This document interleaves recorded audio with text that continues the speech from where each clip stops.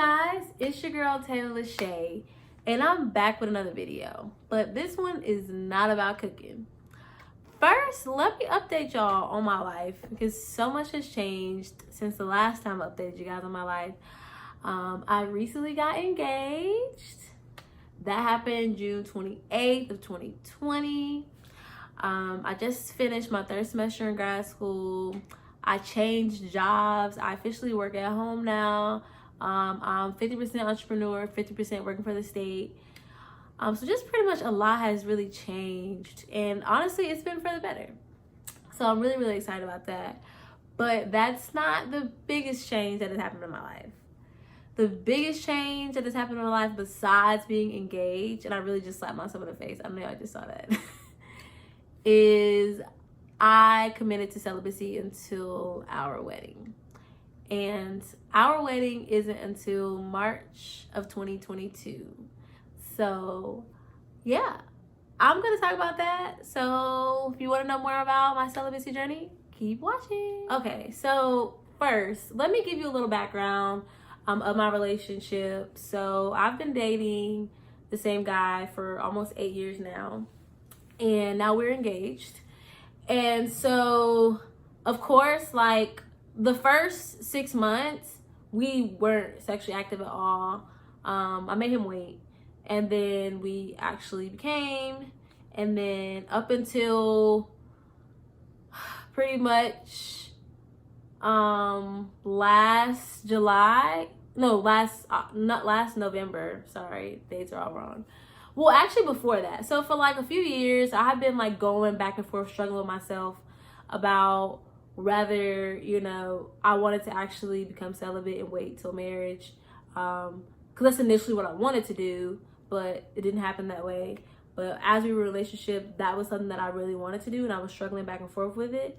And I'm just going to be like so transparent. Like a part of me years ago was really worried about the fact, okay, if I am no longer sexually active with you, are you still going to be here? That was one of my fears. Like that was just something that I struggled with within myself, and wondering, okay, if I eliminate that, would you still want to be with me? Like, is that a factor? Of course, we were really young dating, so I wasn't really sure about how, he was thinking from a guy perspective. I knew what I thought, and honestly, I should have been a lot stronger within myself to be like, okay, if you don't, value that, then it is what it is. But that's not how the cookie always crumbles. So I struggle with that a lot. I struggle with a lot of what I wanted to personally do versus what the relationship of basically me wanting to make the other person happy regardless, if they wanted to stop or not. I never brought it up. I was just like to myself, like, if I bring this up, this might be weird, or he might not want to like stay with me. So what do I really do? So honestly, as I've just been growing in myself, and I graduated college, and I really just really felt to myself like, okay, Taylor, I know what I personally want to do for myself with my personal relationship with God and where I want to be with God. And I know that at some point I'm gonna have to get right, because how can I be coming to God and I'm just steady like just going back and forth about something that I'm not even really supposed to be doing anyways? So that's honestly something that I personally struggle with on my walk. And it was November of last year where we were in Puerto Rico. We had our trip, and we basically missed our flight, all because we decided to do it, basically. And it was one of those things like, okay, dang, like I almost got stuck in Puerto Rico for this. Really? Missed my flight? Having to pay for something, a whole nother flight just to come home? And so at that moment, we were like, okay, we're not going to do anything. Like, clearly, we shouldn't be doing this. And, we've been doing this for so long. And, like, how can we not do it anymore? That was, like, that whole, like, back and forth flesh versus spirituality. Like, okay, I'm fighting flesh at this whole time, but I know what I'm not supposed to be doing.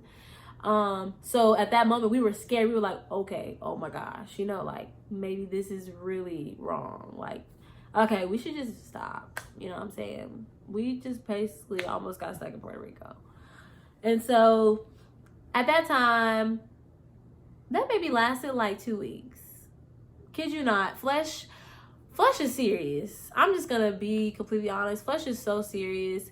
You literally have to fight that every single day, and that is not easy. Like, fighting with flesh is serious. It's a constant battle every single day. So that didn't last long, where we were trying to practice celibacy. It wasn't concrete. It didn't have any foundation behind it. We were just like, okay, well, maybe this is a sign. When, okay, we've been doing this now 7 years, all of a sudden getting left in Puerto Rico is a sign. So it was about March of 2020, this year, that I was in the shower and God like zoned in on me heavy. And what he showed me it scared me like so bad. And he was literally like, you're either going to get in line of what I've called you to do, or from this point forward, you will see. And I was like, okay. I text Cortez. I literally told him exactly what God showed me. And he was like, seriously? I was like, yes. I was like, honestly, like, I don't think I've ever been this nervous ever when it came to God, like, coming at me, like, sitting me down, saying, daughter, I need you to listen, like, seriously. Like, the grace that I have given you for this certain situation is only going to last for so long. I'm literally trying to meet you where you are, but at some point you're gonna have to listen. And so at that moment, like, that was showing growth within my walk with God, because I literally said, okay, what is it that I need to do? How can I do this? I literally said, God, help me to find the best way for me to be obedient to what you want me to do for my personal journey, and for me to also be able to commit to it. So me and Cortez had a conversation, and basically I was like, okay, I'm gonna give you 60 days. That's what I said. I'm gonna give you 60 days. And honestly, I shouldn't have said that. Let's just be honest. I shouldn't have said that. That's basically feeding an addiction, saying, I'm gonna give you as much as you want and hoping that you can get clean off of that. Like, that's just not how that works. And so in my mind, I'm like, well, if I go cold turkey with this, like, this might not be good. For me, still fear. Like, what are you fearing? If God has set me up for this person, for him to be with me, if I eliminate this or not shouldn't be a factor. But for me, that wasn't, I'm honestly just so, like, transparent. Like, I wasn't sure within my, like, I know what I'm worth. I know what I come with. But it was just something about that situation that really scared me. And especially because I was with him for so long, and I'm like, this is a normalcy for us. This is something normal. So, like, taking out something normal in the relationship, I didn't know what to think. I didn't know how this was going to pan out. And I was afraid of what would pan out may not be what I personally wanted, but it was going to be what God desired for me. So, the whole 60 days thing, I told him that, but I didn't do that. I was like, how about this? I'm going to tell you 60 days, but I ain't going to give you 60 days. So I didn't give him 60 days. And I kind of cut it cold turkey. And then it was like probably like a month after he proposed. And I'm like, oh, so you can commit if you ain't getting nothing. Okay, that's all right. So I was like, okay. And then we were like, so we're going to celebrate this, or what are we going to do? But we're not supposed to be doing anything. Am I right? Okay. Flesh. It won. It won. It won. And it won because I wasn't doing what I was supposed to do. I was not indulged in God like I should have been while quarantining. I was not. I was getting lazy. I was getting comfortable. And I allowed flesh to win when in that moment, when even though he proposed and that was commitment, but that wasn't covenant, I should have said to myself, that's not enough. Keep yourself now. Like you said you wanted to do for this time being until you guys made that full commitment. If you said that, stick to it. I didn't stick to it. So I ended up like 4 days, allowing it to happen for 4 days. He was like, give me 7 days. And I was like, okay, I gave in. At the end of the day, it's me. It's still on me. Like, regardless of what a man may want from you, regardless, it doesn't matter because I'm still the one that's gonna give it. Like, he can't make me give him anything without me wanting to do it. So I still decided to do it. So it was still something that I personally had to work on. And so literally I gave in, flesh won for the next 4 days, and then we got sick. Kid you not, we just got engaged that Sunday. We got sick Friday, Saturday. And I was like, okay, Taylor, are you gonna listen or not? Like, where is the listening coming in at? So I literally was like, okay, God, if you have to make me this sick just for me to hear you, I need to reevaluate myself ASAP. Seriously. We both got sick together. It was not good. And literally that Sunday, that was it. I said, you know what? No, I'm done. Like, I'm done. And we both agreed. And now, as of July 5th, and today is now August something, I don't know the date, but I have committed to the celibacy, and this is on a serious note. Like, I have honestly felt a difference within myself, like, not even just mentally and not even just physically in my body, but just with me and God, like my relationship and what I'm really wanting. Like, I'm really able to dive deep and just really like see what he's wanting for me. And so, and I mean, you know, some people it may not be that long. Like, oh girl, you just did a month. You did a month last time. Like, no. I have already seen like a difference between myself and also a difference within our relationship. And actually, to be honest with you guys, it's really been good. Honestly, you know how they say sex clouds your judgment for some things? It really does. We know, like, be real with yourself. You know, sometimes you let stuff slide and then y'all argue and you're gonna let that make up by having sex. Like, no, at this point now, we can't even do that. Now we have to actually talk about it. Now we actually have to fix it. Now we actually have to sit down and understand what went wrong and what are we gonna do to make it right. And so I think that that's like such an amazing thing, especially because we're in the engagement stage where everything is so foundational for setting us up for marriage. And so honestly, it's like one of the best things that I could have done. I wish I would have done this sooner. I wish I would have had the courage and the strength to do it. I really wish I would have. But like I said, God meets you where you are, and he knew where I was and when to meet me.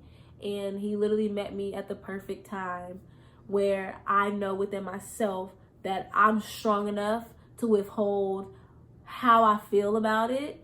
And Cortez is at a place where he's respecting it. And not only was that for me, just like such a fresh breath of air, like to be able to understand and commit to something like that, you know, even though that's not the normal for us. That wasn't the normal for us for almost 8 years. So, but that's just growth. That's just growth between, you know, your personal life, his personal self, my personal self, and then also growing within our relationship. So honestly, it's just been just really amazing seeing that. And then you just really be able to see like the beauty of a person, like really what God created. Like, you don't see how they are in bed. You don't see none of that. Like, you literally just see them for them. And honestly, like, that's just been so great. so great. I'm excited for what God has for us, and I'm excited for what God has for me personally through this. There's certain things that I'm wanting out of this, and there's certain things that I'm putting expectations on it for being obedient in this moment for what God has asked me to do. So I just really, if anybody, I've had people reach out to me and have let me know that they're either doing it or they're trying to, and honestly, like, know that if this is something that you want to do or you're trying to do, like, you're not by yourself. I'm nowhere near perfect. I've literally just said that to you. Like, I have literally sunk deep in flesh for almost 8 years. So, like, it's not a thing that can never happen for you if that's really what you want. Just stick to praying, stick to talking with God, and really just hone in on what you really want from him, and to just really be able to choose yourself in that moment. Choose yourself in that moment, because honestly, who God wants you to be with, they're gonna respect it. They're gonna respect it. And it's not gonna be easy. We struggle. Me and Cortez struggle. Like, we just got engaged, and like I said, we struggled for that whole 4 days and then fell into the trap. But now it's like, and even after we decided to become celibate on July 5th, he was here for like 3 weeks. And so, there was struggle there. I had to yell boundaries. Like, I kept saying that. I'd be like, boundaries, boundaries. He'd be like, why you keep saying that? And I'm like, boundaries. You know what I'm saying? If I know something's going to make me, not keep myself, boundaries. But we love each other enough to respect that. And I just think that that's the beauty in it. And honestly, if you are really wanting to do this, or if you're still doing this, like, honestly, just petition to God and allow him to show you in this moment yourself. Allow him to show you your worth, who you are, what you stand for. And then also, if you're wanting a man to respect this and really be able to do this with you, ask God for that. He's your father. That's who he is. He gives us what our heart desires, but he also gives us what we need. So, he's going to place that person in your life that will be able to take heed to this and support you in this journey. So don't lose faith in that. Don't. And know that you're not by yourself. There are people out here that have been doing it and have doing good, There are people that have struggled like me that are finally like, okay, I can do this. So yeah, I really want to keep you guys updated on this journey, and not only just this, but just me personally. Just a lot of things have been just changing, and I just love it. It's all just been really for the better, and really wanted to have good, transparent moments with you guys. So yeah, I really hope you enjoyed this video. There'll be plenty of more to come. Conversations like this, I'm gonna call them Tea Talks with TaylorLashea. I think I like anything that we need to talk about, we need to discuss, we need to have transparent moments. I'm your girl for that. I'm here for it, and I'm excited for it. So don't forget to like, comment, and subscribe, and share this with somebody. Hopefully it'll help somebody. I'll talk to you guys later. Peace.